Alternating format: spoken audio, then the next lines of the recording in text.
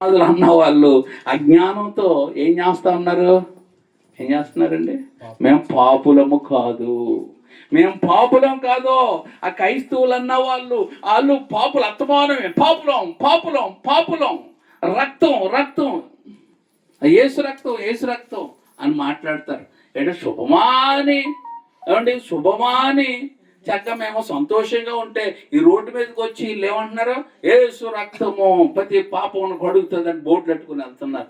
సిగ్గులేదండి సిగ్గులేదండి అంటున్నారు. మరి కోడులు మేకలు ఎందుకు బలి ఎత్తున్నారు వీళ్ళు వెళ్ళి? అలా బలి వచ్చినప్పుడు ఏమొస్తుంది? రక్తము. మీకు మేము ఒక ఊరు వెళ్ళాం అండి, ఇక్కడ గోర్స, అక్కడ గుడి ఉంది. ఆ గుడి దగ్గర నుంచి చాలా వరకు రక్తం పారుతూ ఉంది. ఇదేంటి బాబు ఇంత రక్తం ఉందంటే బల్లి ఇచ్చారట తెల్లవారుజామున. అవన్నీ అంటే ఎందుకు ఇచ్చారా బలి? పాప ప్రాయశ్చిత్తం కోసమే వాళ్ళు చేశారు.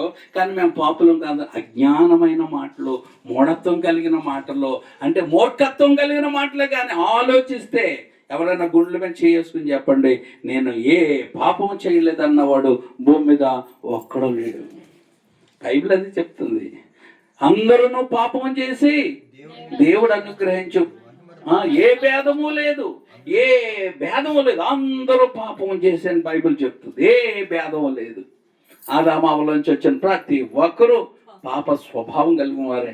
అందుకే పాపం చేసిందని ఈ చేతుల్ని శిక్షించుకుంటే కాదు, నీలో ఉన్న పాప స్వభావం ముందు నువ్వు చంపగలిగితే, నువ్వు దాన్ని జయించగలిగితే అప్పుడు నువ్వు పరమాత్మను కలుసుకునే కృప వస్తుంది. అందుకే ఇక్కడ రాయబడ్డది, పరిశుద్ధత లేకుండా ఎవడు నువ్వు ప్రభుని చూడలేడు. అది పాప నియమము నీలో చనిపోతేనే కానీ పరిశుద్ధుడితో నువ్వు కలవడానికి నువ్వు సిద్ధపడలేవు. హల్లెలూయా.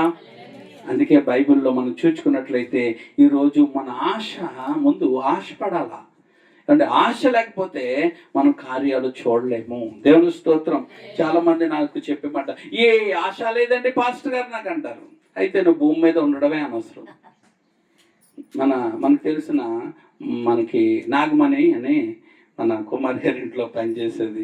తర్వాత నాకు దగ్గరికి వచ్చి అత్మాను చెప్పేది ఏమంటే, పాస్టర్ గారు నేను రక్షణ పొందేసుకున్నాను, నాకు అన్నీ పోనీ, నాకు అన్నీ చేసేసాను, నాకు ఇంకే ఆశలు లేవండి పాస్టర్ గారు, ఇంకే ఆశలు లేవండి, నాకు డబ్బులు ఉన్నాయి, అన్నీ ఉన్నాయి, ఇవి ఉన్నాయి, అన్నీ ఉన్నాయి, నాకు ఏ ఆశలు లేదండి. ఆ తర్వాత ఈ అన్నమాట, ఆశపడాలి తల్లి, నువ్వు దేవుడి కొరకన్నా పని చేయాలి, ఆశ లేకుండా ఏముంటుంది ఇక్కడ అంటే అప్పుడు చెప్పింది, లేదండి నాకు అన్నది. ఆ తర్వాత నెల తర్వాత వచ్చి నాకు కడుపు అంతా మంట వచ్చేస్తుందండి, చాలా బాధ అయిపోతుందండి అన్నది. అన్నప్పుడు సరేలమ్మా హాస్పిటల్కి వెళ్ళంటే హాస్పిటల్కి వెళ్ళేది, ఆ మందులు వేసుకునేది కాదు, వచ్చింది. ఆ తర్వాత చివరికి ఏమైందో తెలుసా?